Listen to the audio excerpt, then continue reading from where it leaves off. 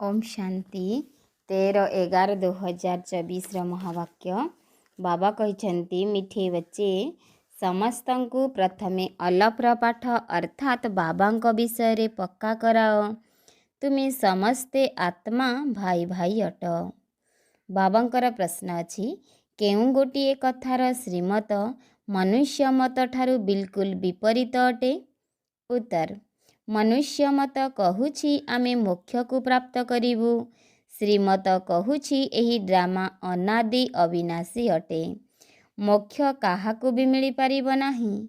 जदियो केही कहउछंती एही अभिनय मोर पसंद नुहे किंतु एथिरे केही किछि भी करि पारिबे नाही। अभिनय करिबा पाई आसीबाकु ही पड़िब। श्रीमत ही तुमको श्रेष्ठ कराउछि। मनुष्य मत तो अनेक प्रकारर रहिछि। ओम शांति। वर्तमान एक कथा तो पिला माने जानिछंती जे आमे बाबांक सम्मुखरे बसिछु। बाबा मध्य जानिछंती जे पिला माने मो सम्मुखरे बसिछंती।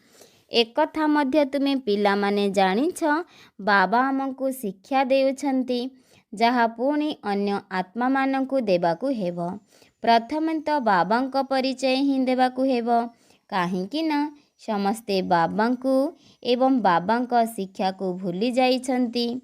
एबे बाबा जेउ पाठ पढ़ाउछंती एही पाठ पढ़ा पुणी 5000 वर्ष परे मिलिबो। एही ज्ञान आउ काहा पाखरे नाही। मुख्य हेउछि बाबांकर परिचय देबा पुणी बुझाइबाकु हेबो जे आमे समस्ते भाई भाई। समग्र दुनिया रे जेउ आत्मा माने अछंती समस्ते परस्पर मध्यरे भाई भाई अटंती। समस्तंको मिलिथिबा अभिनय समस्ते निज निजर शरीर द्वारा करुछंती। एबे तो बाबा आसीछंती नुआ दुनिया को नहीं जिबा पाई जहाको स्वर्ग कहा जाउछि। किंतु एबे आमे समस्ते भाई माने पतित अटु जणे हेले पवित्र नहंती। समस्त पतित आत्मा को पवित्र आत्मा एकमात्र बाबा ही करुछंती। एहा हेउछि ही पतित विकारी रावणर दुनिया। रावणर अर्थ ही हेउछि पांच विकार स्त्री मध्यरे पांच विकार पुरुष मध्यरे अछि। बाबा बहुत सहज रीति रे बुझाउछंती। तुमे मध्य अन्य को एही परि बुझाई पारिबो। तेणु प्रथमे एही कथा बुझाओ जे आम आत्मा मानंकर सिए पिता अटंती। आमे समस्ते परस्पर भाई भाई अटु। बुझाइबा परे पचार एहा ठीक अटे ना। एहा परे मतामत लेखाओ जे आमे समस्ते हेउछु भाई भाई। आमर बापा मध्य एक अटंती। आम समस्त आत्मा मानंकर से हेउछंती सुप्रीम अर्थात परम आत्मा। तांकु पिता बोली कुहा जाए। एही निश्चय को पक्का बुद्धि रे रखिले परमात्मा सर्वव्यापी आदिर जेउ आवर्जना बुद्धि रे रहिछि ताहा बाहारी जीव। प्रथमे अलफ अर्थात आलांक विषय रे पढ़ाइबाकु हेबो। प्रथमे अलफ अर्थात आल्हांक विषय रे पढ़ाइबाकु हेबो। सेमानंकु कुह एहाकु प्रथमे भल भावरे बसी लेख। पूर्वरु परमात्मा सर्वव्यापी कहूथिलु एबे बुझुछु परमात्मा सर्वव्यापी नुहंती। आमे समस्ते भाई भाई अटु। सबु आत्मा माने कहूछंती गॉड फादर परम पिता परमात्मा आल्हा। प्रथमे तो एही निश्चय कराइबाकु हेबो जे आमे समस्ते आत्मा परमात्मा नहु ना आम मध्यरे परमात्मा व्यापक अटंती। समस्तंक मध्यरे आत्मा व्यापक अटे। आत्मा शरीर द्वारा अभिनय करुछि। एही ज्ञान को पक्का कराओ। अच्छा पुणी बाबा आमको सृष्टि चक्रर आदि मध्य अंतर ज्ञान शुणाउछंती। बाबा ही शिक्षक रूपरे बसी बुझाउछंती। लक्ष लक्ष वर्षर तो कथा नुहे। एही चक्र अनादि पूर्व प्रस्तुत अटे।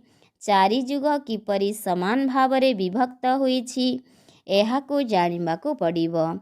सत्य जुग त्रेता अतीत होई गला एहाकु नोट कर।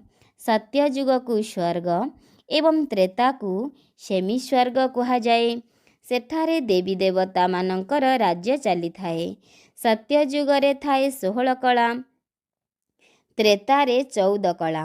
ସତ୍ୟ ଯୁଗର ପ୍ରଭାବ ବହୁତ ଅଧିକ। ନାମ ହିଁ ହେଉଛି ସ୍ୱର୍ଗ, ହେଭିନ୍। ସତ୍ୟ ଯୁଗକୁ ନୂଆ ଦୁନିଆ କୁହାଯାଉଛି। ତାର ହିଁ ମହିମା କରିବାକୁ ହେବ। ନୂଆ ଦୁନିଆରେ ଏକମାତ୍ର ଆଦି ସନାତନ ଦେବୀ ଦେବତା ଧର୍ମ ରହିବ। ନିଶ୍ଚୟ କରାଇବା ପାଇଁ ଚିତ୍ର ମଧ୍ୟ ତୁମ ପାଖରେ ଅଛି। ଏହି ସୃଷ୍ଟିର ଚକ୍ର ଘୂରି ଚାଲିଛି। ଏହି କଳ୍ପର ଆୟୁ ହିଁ 5000 ବର୍ଷ ଅଟେ। ଏବେ ସୂର୍ଯ୍ୟବଂଶୀ ଚନ୍ଦ୍ରବଂଶୀର କଥା ତ ବୁଦ୍ଧିରେ ରହିଲା। ବିଷ୍ଣୁପୁରୀ ହିଁ ପରିବର୍ତ୍ତନ ହୋଇ ରାମ ସୀତାପୁରୀ ହେଉଛି। ବିଷ୍ଣୁପୁରୀ ହିଁ ପରିବର୍ତ୍ତନ ହୋଇ ରାମ ସୀତାପୁରୀ ହେଉଛି। ତାଙ୍କର ବଂଶାବଳୀ ମଧ୍ୟ ରହିଛି ନା। ଦୁଇଟି ଯୁଗ ଅତୀତ ହେବା ପରେ ପୁଣି ଆସୁଛି ଦ୍ୱାପର ଯୁଗ, ରାବଣର ରାଜ୍ୟ, ଯେଉଁ ସମୟରେ ଦେବତାମାନେ ବାମ ମାର୍ଗକୁ ଚାଲିଯାଆନ୍ତି ବଂଶବୃଦ୍ଧି ନିମନ୍ତେ। ବିକାରର ପଦ୍ଧତି ଆରମ୍ଭ ହୋଇଯାଇଥାଏ। ସତ୍ୟଯୁଗ ତ୍ରେତାରେ ସମସ୍ତେ ନିର୍ବିକାରୀ ରହିବେ। ସେଠାରେ ଏକମାତ୍ର ଆଦି ସନାତନ ଦେବୀ ଦେବତା ଧର୍ମ ରହିବ। ଚିତ୍ର ମଧ୍ୟ ଦେଖାଇବାକୁ ହେବ ଓ ମୌଖିକରେ ମଧ୍ୟ ବୁଝାଇବାକୁ ପଡ଼ିବ। ବାବା ଆମର ଶିକ୍ଷକ ହୋଇ ଏହିପରି ପଢ଼ାଉଛନ୍ତି। ବାବା ନିଜର ପରିଚୟ ନିଜେ ହିଁ ଆସି ଦେଉଛନ୍ତି। ନିଜେ କହୁଛନ୍ତି, ମୁଁ ଆସୁଛି ପତିତଙ୍କୁ ପବିତ୍ର କରିବା ପାଇଁ। ତେଣୁ ମୋର ଶରୀର ନିଶ୍ଚୟ ଆବଶ୍ୟକ, ନଚେତ୍ କଥା କିପରି କହିବି? ମୁଁ ଚୈତନ୍ୟ ଅଟେ, ସତ୍ୟ ଅଟେ ଏବଂ ଅମର ଅଟେ। ସତୋ ରଜୋ ତମୋ ଅବସ୍ଥା ଦେଇ ଆତ୍ମା ଗତି କରିଥାଏ। ଆତ୍ମା ହିଁ ପତିତ, ଆତ୍ମା ହିଁ ପାବନ ହୋଇଥାଏ। ଆତ୍ମାରେ ହିଁ ସମସ୍ତ ସଂସ୍କାର ରହିଛି। ଅତୀତର କର୍ମ ଅଥବା ବିକର୍ମର ସଂସ୍କାର ଆତ୍ମାରେ ହିଁ ଅତୀତର କର୍ମ ଅଥବା ବିକର୍ମର ସଂସ୍କାର ଆତ୍ମା ହିଁ ସାଥିରେ ନେଇ ଆସିଥାଏ। ସତ୍ୟ ଯୁଗରେ ତ ବିକର୍ମ ହେବ ନାହିଁ। କର୍ମ କରିବେ, ଅଭିନୟ କରିବେ, କିନ୍ତୁ ସେ ସମୟରେ କର୍ମ ଅକର୍ମ ହୋଇଯିବ। ଗୀତାରେ ମଧ୍ୟ ଏହି ଅକ୍ଷର ରହିଛି। ଏବେ ତୁମେ ବାସ୍ତବରେ ଏ ସମସ୍ତ କଥାକୁ ବୁଝୁଛ, ଜାଣୁଛ। ବାବା ଏହି ପୁରୁଣା ଦୁନିଆକୁ ବଦଳାଇ ନୂଆ ଦୁନିଆ କରିବାକୁ ଆସିଛନ୍ତି। ଯେଉଁଠି କର୍ମ ଅକର୍ମ ହୋଇଯାଏ ତାକୁ ହିଁ ସତ୍ୟଯୁଗ କୁହାଯାଉଛି ଏବଂ କଳିଯୁଗରେ ପୁଣି ପ୍ରତ୍ୟେକ କର୍ମ ବିକର୍ମ ହେଉଛି। ଏହାକୁ କଳିଯୁଗ କୁହାଯାଉଛି। ତୁମେ ଏବେ ସଙ୍ଗମ ଯୁଗରେ ଅଛ। ବାବା ଉଭୟ ପଟର କଥା ଶୁଣାଉଛନ୍ତି। ଗୋଟିଏ ଗୋଟିଏ କଥାକୁ ଭଲ ଭାବରେ ବୁଝ। ବାବା ଶିକ୍ଷକ ହୋଇ କ'ଣ ବୁଝାଉଛନ୍ତି? ଆଚ୍ଛା, ବାକି ହେଉଛି ଗୁରୁଙ୍କର କର୍ତ୍ତବ୍ୟ। ତାଙ୍କୁ ଡାକୁଛନ୍ତି ଯେ ଆପଣ ଆସି ଆମ ପତିତମାନଙ୍କୁ ପବିତ୍ର କର। ଆତ୍ମା ପବିତ୍ର ହେଲେ ଶରୀର ମଧ୍ୟ ପବିତ୍ର ମିଳିବ। ଯେପରି ସୁନା ଅଳଙ୍କାର ମଧ୍ୟ ସେହିପରି ହୋଇଥାଏ। ଗୀତାରେ ମଧ୍ୟ ଏହି ଅକ୍ଷର ରହିଛି। 24 କ୍ୟାରେଟ୍ ସୁନାରେ ଖାଦ ନ ମିଶାଇ ଅଳଙ୍କାର ତିଆରି କଲେ ତାହା ସତ୍ତ୍ୱପ୍ରଧାନ ଅଳଙ୍କାର ହେବ। ଅପମିଶ୍ରଣ ହେବା ଦ୍ୱାରା ପୁଣି ତମ ପ୍ରଧାନ ହୋଇଯାଏ। କାହିଁକି ନା ଖାଦ ମିଶିଥାଏ ନା। ପ୍ରଥମେ ଭାରତକୁ 24 କ୍ୟାରେଟ୍ ପକ୍କା ସୋନେ କି ଚିଡ଼ିଆ ଅର୍ଥାତ୍ ସୁନାର ଚଢ଼େଇ କୁହାଯାଉଥିଲା। ତାହା ସତ୍ତ୍ୱପ୍ରଧାନ ନୂଆ ଦୁନିଆ ଥିଲା। ପୁଣି ଏବେ ତମ ପ୍ରଧାନ ହୋଇଯାଉଛି। ପ୍ରଥମେ ଖାଣ୍ଟି ସୁନାର ଦୁନିଆ ଥିଲା। ନୂଆ ଦୁନିଆ ପବିତ୍ର ଏବଂ ପୁରୁଣା ଦୁନିଆ ଅପବିତ୍ର। ଆତ୍ମାରେ ଖାଦ ମିଶି ଚାଲିଛି। ଏହି କଥା ବାବା ବୁଝାଉଛନ୍ତି। ଆଉ କେହି ମନୁଷ୍ୟ ଗୁରୁମାନେ ଏକଥା ଜାଣିନାହାନ୍ତି। ଡାକୁଛନ୍ତି, ଆସି ପବିତ୍ର କର। ସଦ୍ଗୁରୁଙ୍କର କାମ ହେଉଛି ବାନପ୍ରସ୍ଥ ଅବସ୍ଥାରେ ମନୁଷ୍ୟମାନଙ୍କୁ ଗୃହସ୍ଥର ମୋହରୁ ମୁକ୍ତ କରିବା। ତେଣୁ ଏହିସବୁ ଜ୍ଞାନ ଡ୍ରାମାର ଯୋଜନା ଅନୁସାରେ ବାବା ଆସି ଦେଉଛନ୍ତି। ସେ ହେଉଛନ୍ତି ମନୁଷ୍ୟ ସୃଷ୍ଟିର ବିଜୃପ। ସେ ହିଁ ସମଗ୍ର ବୃକ୍ଷର ଜ୍ଞାନ ବୁଝାଉଛନ୍ତି। ଶିବ ବାବାଙ୍କ ନାମ ସର୍ବଦା ଶିବ ହିଁ ଅଟେ।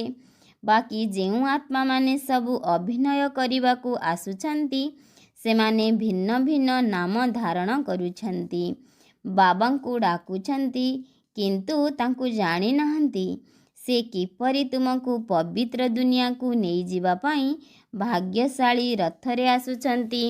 ତେଣୁ ବାବା ବୁଝାଉଛନ୍ତି, ମୁଁ ତାଙ୍କର ଶରୀରରେ ଆସୁଛି, ଯିଏ ବହୁତ ଜନ୍ମର ଅନ୍ତିମ ସମୟରେ ଅଛନ୍ତି, ପୁରା 84 ଜନ୍ମ ନେଉଛନ୍ତି। ତୁମମାନଙ୍କୁ ରାଜାମାନଙ୍କର ରାଜା କରାଇବା ପାଇଁ ଏହି ଭାଗ୍ୟଶାଳୀ ରଥରେ ପ୍ରବେଶ କରିବାକୁ ପଡ଼ୁଛି। ପ୍ରଥମ ନମ୍ବରରେ ଅଛନ୍ତି ଶ୍ରୀକୃଷ୍ଣ। ସେ ହେଉଛନ୍ତି ନୂଆ ଦୁନିଆର ମାଲିକ। ପୁଣି ସେ ପରମଧାମରୁ ଆସି ସୂର୍ଯ୍ୟବଂଶୀ, ଚନ୍ଦ୍ରବଂଶୀ, ପୁଣି ବୈଶ୍ୟବଂଶୀ, ଶୂଦ୍ରବଂଶୀ ଓ ପୁଣି ବ୍ରହ୍ମାବଂଶୀ ହେଉଛନ୍ତି। ସୁନାରୁ ରୂପା, ପୁଣି ତୁମେ ଏବେ ଲୁହାରୁ ସୁନା ହେଉଛ। ବାବା କହୁଛନ୍ତି, ଏକମାତ୍ର ମୋତେ ଅର୍ଥାତ୍ ତୁମର ପିତାଙ୍କୁ ମନେ ପକାଅ, ଯାହାଙ୍କ ମଧ୍ୟରେ ମୁଁ ପ୍ରବେଶ କରୁଛି। ଏହାଙ୍କ ଆତ୍ମାରେ ତ ଟିକେ ହେଲେ ଜ୍ଞାନ ନଥିଲା। ଏହାଙ୍କ ମଧ୍ୟରେ ମୁଁ ପ୍ରବେଶ କରୁଛି, ସେଥିପାଇଁ ତାଙ୍କୁ ଭାଗ୍ୟଶାଳୀ ରଥ କୁହାଯାଉଛି। ବାବା ନିଜେ କହୁଛନ୍ତି, ମୁଁ ଏହାଙ୍କର ବହୁତ ଜନ୍ମର ଅନ୍ତିମ ଜନ୍ମରେ ଆସୁଛି। ଗୀତାରେ ହିଁ ସଠିକ୍ ଅକ୍ଷର ରହିଛି। ଗୀତାକୁ ହିଁ ସର୍ବଶାସ୍ତ୍ରମୟୀ ଶିରୋମଣି କୁହାଯାଉଛି। ଏହି ସଙ୍ଗମ ଯୁଗରେ ହିଁ ବାବା ଆସି ବ୍ରାହ୍ମଣ କୂଳ ଏବଂ ଦେବୀ ଦେବତା କୂଳର ସ୍ଥାପନା କରୁଛନ୍ତି। ଅନ୍ୟ ଧର୍ମ ବିଷୟରେ ତ ସମସ୍ତଙ୍କୁ ଜଣାଅଛି। ଦେବୀ ଦେବତା ଧର୍ମ ବିଷୟରେ କାହାକୁ ଜଣା ନାହିଁ। ବହୁତ ଜନ୍ମର ଅନ୍ତିମ ସମୟରେ ଅର୍ଥାତ୍ ସଙ୍ଗମ ଯୁଗରେ ହିଁ ବାବା ଆସୁଛନ୍ତି। ବାବା କହୁଛନ୍ତି, ମୁଁ ବିଜରୁ ପଟେ। ଶ୍ରୀକୃଷ୍ଣ ତ ହେଉଛନ୍ତି ସତ୍ୟ ଯୁଗର ବାସିନ୍ଦା। ତାଙ୍କୁ ଅନ୍ୟ ସ୍ଥାନରେ ତ କେହି ଦେଖିପାରିବେ ନାହିଁ। ପୁନର୍ଜନ୍ମରେ ତ ନାମ, ରୂପ, ଦେଶ, କାଳ ସବୁ ବଦଳି ଯାଇଥାଏ। ପ୍ରଥମେ ଛୋଟ ପିଲା ସୁନ୍ଦର ହୋଇଥାଏ, ପୁଣି ବଡ଼ ହୋଇଥାଏ, ପୁଣି ସେହି ଶରୀର ଛାଡ଼ି ଅନ୍ୟ ଏକ ଛୋଟ ଶରୀର ନେଇଥାଏ। ଏହା ପୂର୍ବ ପ୍ରସ୍ତୁତ ଖେଳ ଅଟେ। ଡ୍ରାମାରେ ଏସବୁ ନିର୍ଦ୍ଧାର୍ଯ୍ୟ ରହିଛି। ଅନ୍ୟ ଶରୀରରେ ଥିବା ସମୟରେ ତ ତାଙ୍କୁ କୃଷ୍ଣ କୁହାଯିବ ନାହିଁ। ଅନ୍ୟ ଶରୀରରେ ପୁଣି ଅନ୍ୟ ନାମ ଦିଆଯିବ। ସମୟ, ଚେହେରା, ତିଥି, ତାରିଖ ଆଦି ସବୁ ବଦଳି ଯାଇଥାଏ। ବିଶ୍ୱର ଇତିହାସ ଭୂଗୋଳର ଅବିକଳ ପୁନରାବୃତ୍ତି ହୁଏ। ତେଣୁ ଏହି ଡ୍ରାମାର ପୁନରାବୃତ୍ତି ହୋଇ ଚାଲିଛି। ସମସ୍ତଙ୍କୁ ସତ, ରଜ, ତମ ଗୁଣରେ ଆସିବାକୁ ହିଁ ହେବ। ସୃଷ୍ଟିର ନାମ, ଯୁଗର ନାମ ସବୁ ବଦଳି ଯାଇଥାଏ। ବର୍ତ୍ତମାନ ଏହା ହେଉଛି ସଙ୍ଗମ ଯୁଗ। ମୁଁ ସଙ୍ଗମ ଯୁଗରେ ହିଁ ଆସୁଛି। ଏହାକୁ ବୁଦ୍ଧିରେ ପକ୍କା କରିବାକୁ ହେବ।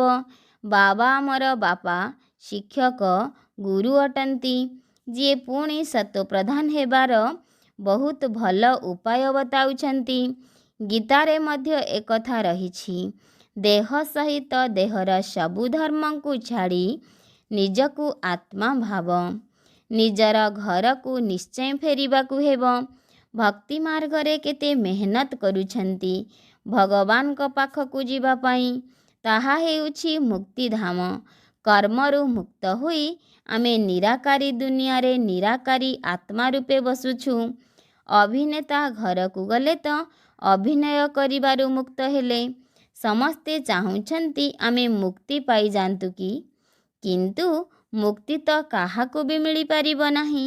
ଏହି ଡ୍ରାମା ଅନାଦି ଅବିନାଶୀ ଅଟେ।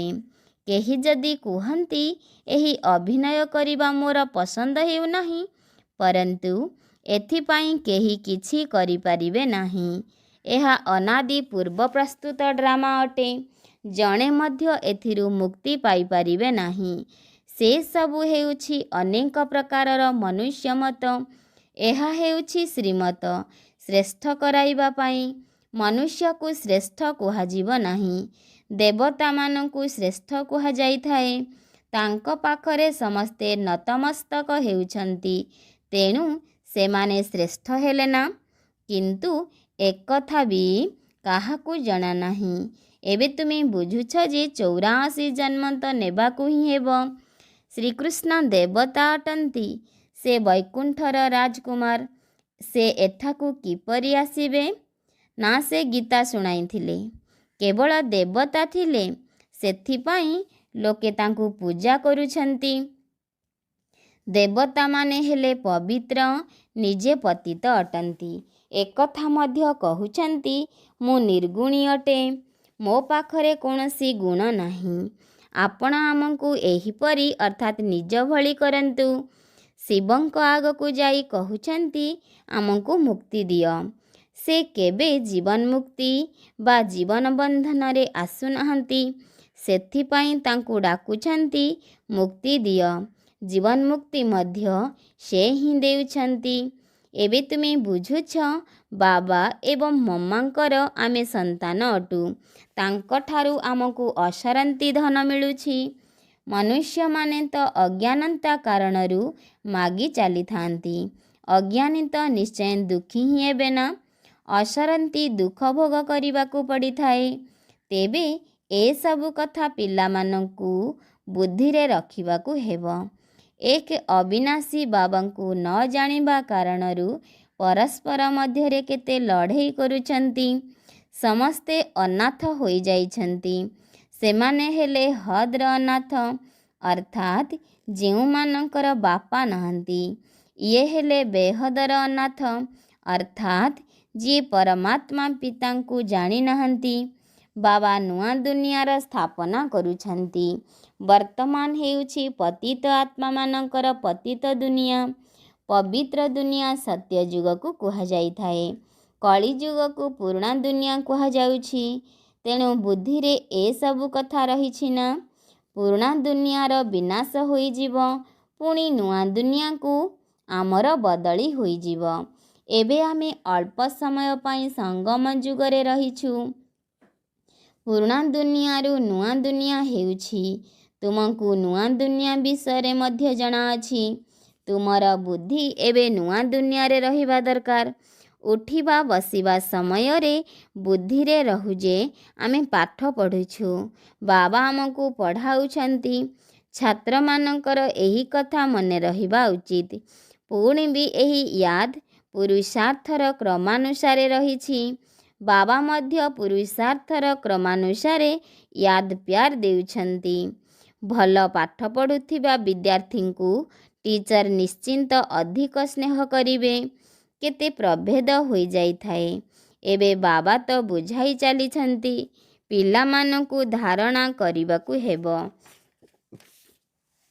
ଏକ ବାବାଙ୍କ ବ୍ୟତୀତ ଅନ୍ୟ କେଉଁ ଆଡ଼କୁ ବୁଦ୍ଧି ନ ଯାଉ। ବାବାଙ୍କୁ ୟାଦ୍ ନ କଲେ ପାପ କିପରି କଟିବ? ମାୟା ଘଡ଼ିକୁ ଘଡ଼ି ତୁମର ବୁଦ୍ଧି ଯୋଗ ଭ୍ରମିତ କରିଦେବ। ମାୟା ବହୁତ ଧୋକା ଦେଉଛି।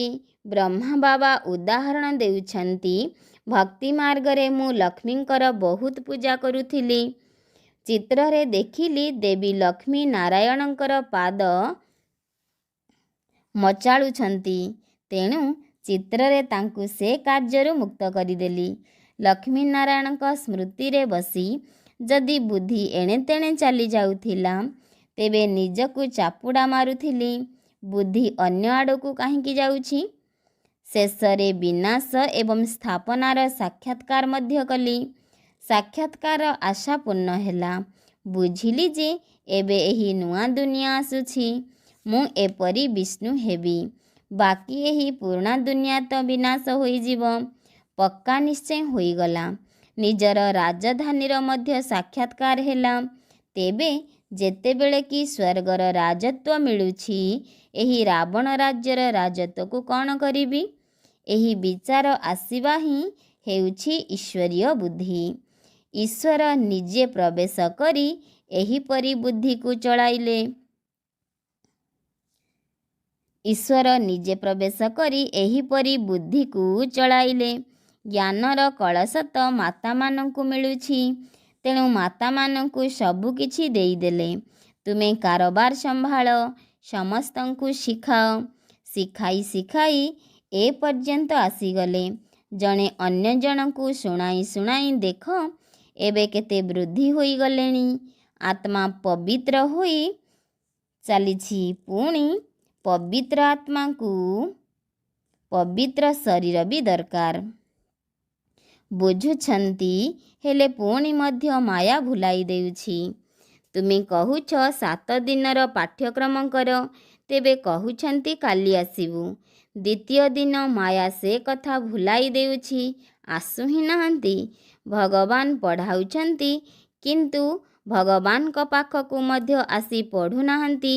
କହୁଛନ୍ତି ମଧ୍ୟ ହଁ ନିଶ୍ଚୟ ଆସିବୁ, ପରନ୍ତୁ ମାୟା ନିଶା ଉଡ଼ାଇ ଦେଉଛି। ନିୟମିତ ବିଦ୍ୟାର୍ଥୀ ହେବାକୁ ଦେଉନାହିଁ। ଯିଏ କଳ୍ପ ପୂର୍ବରୁ ପୁରୁଷାର୍ଥ କରିଥିଲେ ସେହିମାନେ ନିଶ୍ଚୟ କରିବେ। ଆଉ ତ କୌଣସି ଦୋକାନ ନାହିଁ। ତୁମେ ବହୁତ ପୁରୁଷାର୍ଥ କରୁଛ, ବଡ଼ ବଡ଼ ମ୍ୟୁଜିୟମ୍ ନିର୍ମାଣ କରୁଛ। ଯିଏ କଳ୍ପ ପୂର୍ବରୁ ବୁଝିଥିଲେ ସେହିମାନେ ହିଁ ବୁଝିବେ। ବିନାଶ ତ ହେବ, ତା ପୂର୍ବରୁ ସ୍ଥାପନା ମଧ୍ୟ ହୋଇ ଚାଲିଛି। ଆତ୍ମା ପାଠ ପଢ଼ି ଫାଷ୍ଟ କ୍ଲାସ୍ ସତୋପ୍ରଧାନ ଶରୀର ଧାରଣ କରିବ। ଆମର ଲକ୍ଷ୍ୟ ଉଦ୍ଦେଶ୍ୟ ହିଁ ଏହା ଅଟେ ନା? ଏକଥା ସଦା ସର୍ବଦା କାହିଁକି ମନେ ରହିବ ନାହିଁ? ଏବେ ଆମେ ନିଜର ପୁରୁଷାର୍ଥ ଅନୁସାରେ ନୂଆ ଦୁନିଆକୁ ଯାଉଛେ। ଆଚ୍ଛା, ମିଠା ମିଠା ଶିଖିଲା ଧେ ସନ୍ତାନମାନଙ୍କ ପ୍ରତି ମାତା ପିତା ବାପ ଦାଦାଙ୍କର ମଧୁର ସ୍ନେହ ସମ୍ପନ୍ନ ଶୁଭେଚ୍ଛା ଏବଂ ସୁପ୍ରଭାତ। ଆତ୍ମିକ ପିତାଙ୍କର ଆତ୍ମିକ ସନ୍ତାନମାନଙ୍କୁ ନମସ୍ତେ। ଧାରଣା ପାଇଁ ମୁଖ୍ୟ ସାରାଂଶ ନମ୍ବର 1। ବୁଦ୍ଧିରେ ସର୍ବଦା ମନେ ରହୁ କି ଏବେ ଆମେ ଅଳ୍ପ ସମୟ ପାଇଁ ସଙ୍ଗମ ଯୁଗରେ ବସିଛୁ। ପୁରୁଣା ଦୁନିଆର ବିନାଶ ହେଲେ ଆମେ ନୂଆ ଦୁନିଆକୁ ଟ୍ରାନ୍ସଫର ହୋଇଯିବୁ। ସେଥିପାଇଁ ଏଥିରୁ ବୁଦ୍ଧିଯୋଗ ତୁଟାଇ ଦେବାକୁ ହେବ। ନମ୍ବର 2, ସବୁ ଆତ୍ମାମାନଙ୍କୁ ବାବାଙ୍କର ପରିଚୟ ଦେଇ କର୍ମ ଅକର୍ମ ବିକର୍ମର ଗୁହ୍ୟଗତି ଶୁଣାଇବାକୁ ହେବ। ପ୍ରଥମେ ଅଲଫର ପାଠକୁ ହିଁ ପକ୍କା କରାଇବାକୁ ହେବ। ଆଜି ବାବାଙ୍କର ବରଦାନ ଅଛି, ଶ୍ରେଷ୍ଠ ପ୍ରାପ୍ତି ଗୁଡ଼ିକର ପ୍ରତ୍ୟକ୍ଷ ଫଳ ଦ୍ୱାରା ସର୍ବଦା ଖୁସିବାସିଆ ସ୍ଥିତିରେ ରହୁଥିବା ସଦା ସୁସ୍ଥ ଭବ।